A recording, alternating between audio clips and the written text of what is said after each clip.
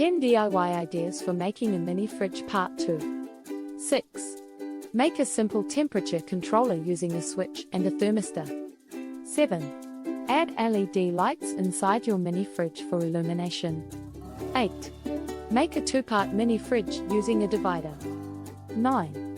Make a special tray to hold ice cubes inside your mini fridge. 10. Decorate your mini fridge with stickers or wallpaper to make it look attractive. Those are 10 DIY ideas for making a mini fridge. We hope these ideas help you make a cool and functional mini fridge. Thanks for watching. See you.